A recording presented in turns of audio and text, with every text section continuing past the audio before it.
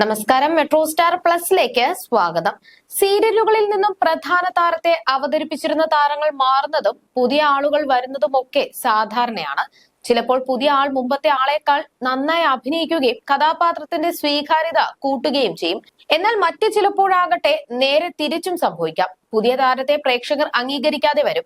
അത്തരത്തിലൊന്നാണ് ഇപ്പോൾ ചെമ്പനീർ പൂവ് പരമ്പരയിൽ നടക്കുന്നത്. നേരത്തെ പരമ്പരയിൽ നായികയായി അഭിനയിച്ചിരുന്ന ഗോമതി പ്രിയ മാറുകയും പകരം റെബേക്ക സന്തോഷ് ആ വേഷത്തിലേക്ക് എത്തുകയും ചെയ്തിരുന്നു. എന്നാൽ പ്രിയയുടെ ആരാധകരിൽ നിന്നും കടുത്ത ആക്രമണമാണ് റെബേക്ക നേരിടുന്നത്. അതേസമയം കുടുംബ ബന്ധങ്ങളുടെ കഥ പറയുന്ന പരമ്പരയാണ് ചെമ്പനീർ പൂവ്.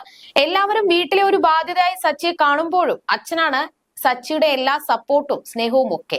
തന്റെ അമ്മയാണ് സച്ചി ഏറ്റവും വലിയ ശത്രുവായി കാണുന്നത്. വിധിയുടെ വഴിത്തിരിവിൽ ഒരു പുതിയ അധ്യായവുമായി സച്ചി രേവതിയുടെ ജീവിതത്തിലേക്ക് കടന്നു വരുന്നതോടുകൂടി രേവതിയുടെ ജീവിതം തന്നെ മാറിമറിയുകയാണ്.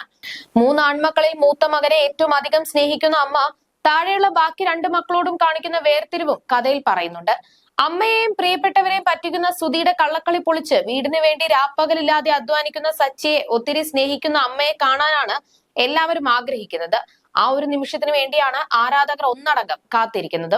ഇപ്പോഴിതാ ആരാധകർ കാത്തിരിക്കുന്ന ഒരു ക്ലൈമാക്സ് വീഡിയോയാണ് സച്ചിയായി അഭിനയിക്കുന്ന അരുൺ ഒളിമ്പ്യൻ പങ്കുവച്ചിരിക്കുന്നത്.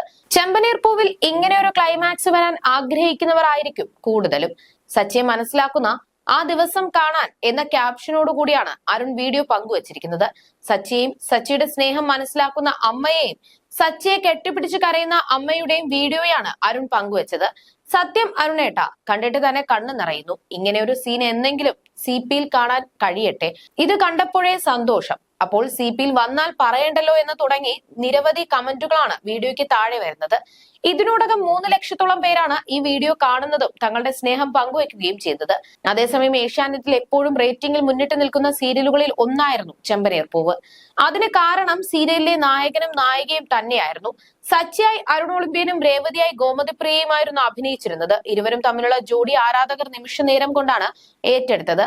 സാന്ത്വനം സീരിയലിലെ ശിവനും അഞ്ജലിയും കഴിഞ്ഞാൽ മിനിസ്ക്രീൻ പ്രേക്ഷകർ ഏറ്റെടുത്ത മറ്റൊരു നടിയും നടനും ഉണ്ടോ എന്ന് ചോദിച്ചാൽ അതിനുള്ള ഉത്തരം കൂടിയായിരുന്നു ചെമ്പനീർ പൂവിലെ സച്ചിയും രേവതിയും.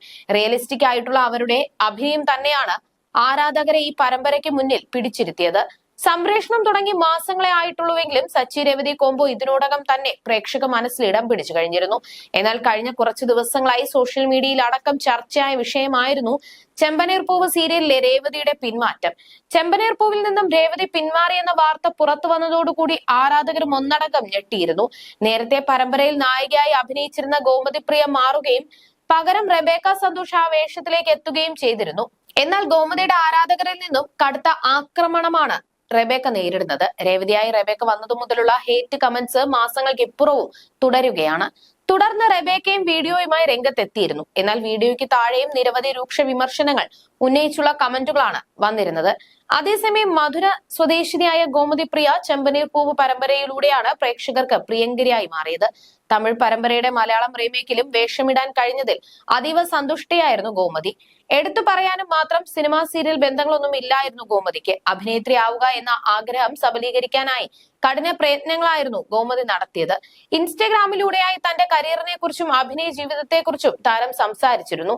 മികച്ച നടിക്കുള്ള ടെലിവിഷൻ പുരസ്കാരം നേടിയപ്പോൾ ഇത് കഠിന അധ്വാനത്തിന്റെ റിസൾട്ട് ആണെന്നായിരുന്നു ഗോമതി പറഞ്ഞത്. എന്നെ സംബന്ധിച്ച് സ്വപ്ന നിമിഷമെന്നും വിശേഷിപ്പിക്കാം. ആളുകൾ സ്വീകരിക്കുമോ എന്നുള്ള ആശങ്ക തുടക്കത്തിലെ മനസ്സിലുണ്ടായിരുന്നു. എന്നെ പിന്തുണച്ച് കൂടെ നിന്നവരോടെല്ലാം നന്ദി പറയുന്നു എന്നായിരുന്നു അന്ന് ഗോമതി കുറിച്ചത്.